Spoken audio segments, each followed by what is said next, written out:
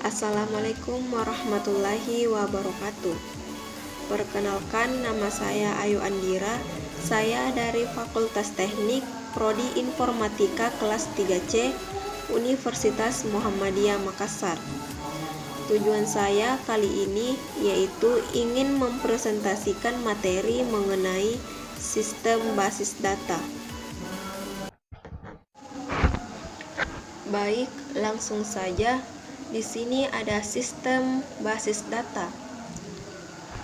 Kemudian di sini dalam basis data ada konsep database, yaitu terdiri dari data, yaitu representasi fakta dunia nyata yang mewakili suatu objek atau kejadian yang direkam dalam bentuk angka, huruf, simbol, teks, gambar, atau kombinasinya.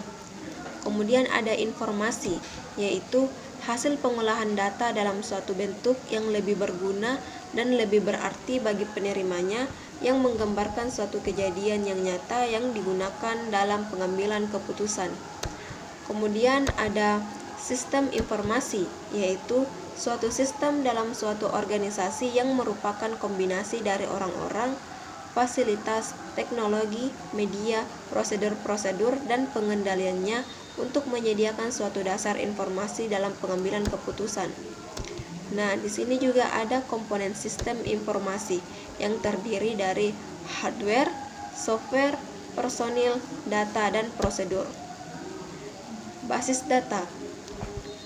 Di sini basis data yaitu kumpulan dari item data yang saling berhubungan satu dengan lainnya yang diorganisasikan berdasarkan sebuah skema atau struktur tertentu, tersimpan di hardware komputer dan dengan software digunakan untuk melakukan manipulasi data untuk tujuan tertentu.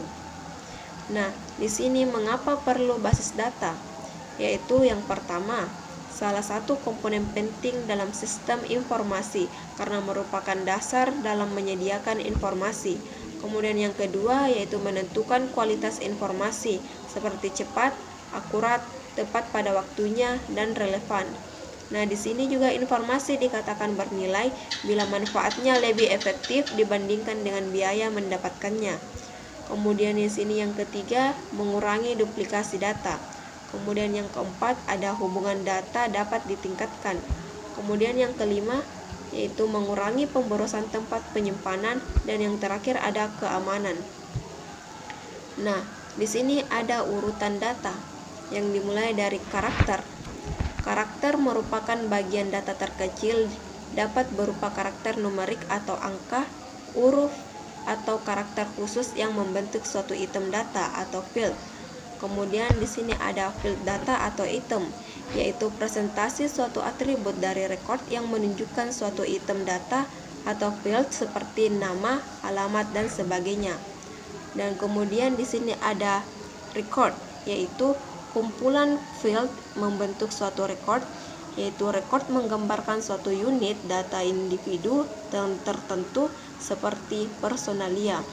Yang kemudian di sini ada file, yaitu kumpulan dari record yang menggambarkan satu kesatuan data yang sejenis, misalnya file mata pelajaran berisi tentang semua mata pelajaran.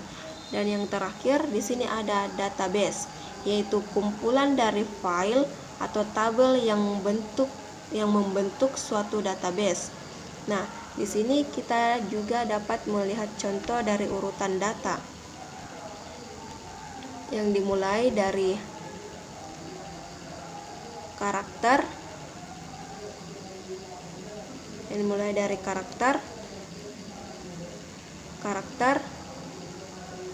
field, item data, record, dan database.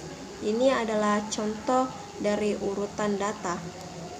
Nah, yang selanjutnya di sini ada penerapan, yaitu penerapan dalam bidang pemakai yang terdiri dari kepegawaian, pergudangan, akuntansi, reservasi, layanan, pelanggan, dan lain-lain. Kemudian ada organisasi atau perusahaan, yaitu perbankan, asuransi, rumah sakit, produsen barang, industri manufaktur, pendidikan, telekomunikasi, dan lain-lain. Nah, di sini Sistem basis data yaitu sekumpulan program yang memungkinkan pengguna basis data untuk membuat dan memelihara suatu basis data yang disebut database management system. Nah, di sini juga ada definisinya, yaitu sistem software yang multiguna yang menyediakan fasilitas untuk mendefinisikan, membangun, dan memanipulasi basis data untuk aplikasi yang beraneka ragam. Dan yang kemudian di sini ada mendefinisikan, yaitu melibatkan spesifikasi, yaitu tipe data, struktur, kendala atau constraint dari data yang akan disimpan. Kemudian membangun, yaitu berkaitan dengan proses penyimpanan data itu sendiri pada suatu media penyimpan yang dikontrol, database management system.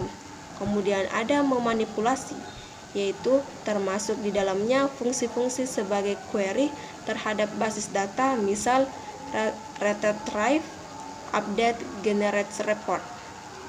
Nah, yang kemudian di sini ada lingkungan sistem basis data yang dimulai dari user atau programmer, kemudian dilanjutkan oleh program aplikasi atau query, kemudian ada software untuk memproses query atau program, kemudian ada software untuk mengakses data yang tersimpan. Di sini software untuk mengakses data yang tersimpan terbagi menjadi dua, yaitu ada strong database definition atau metadata dan ada strong database. Yang selanjutnya di sini ada orang yang berperan langsung dalam basis data. Yang pertama ada administrator basis data.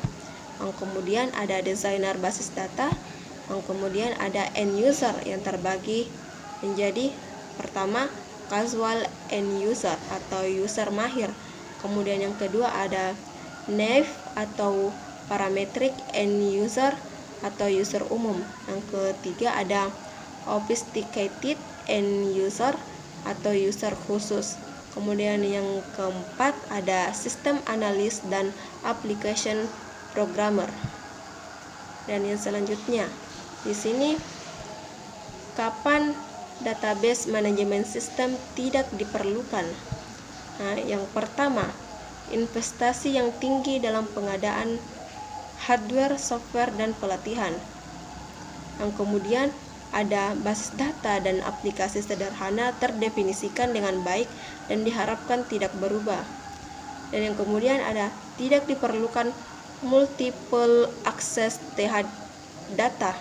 Kemudian adanya kebutuhan nyata dari program yang tidak akan terpenuhi akibat dari overhead dari database management system. Baik, mungkin sekian presentasi dari saya. Mohon maaf apabila adanya kesalahan pada saat saya menyampaikan materi, dan saya tutup dengan ucapan Assalamualaikum warahmatullahi wabarakatuh.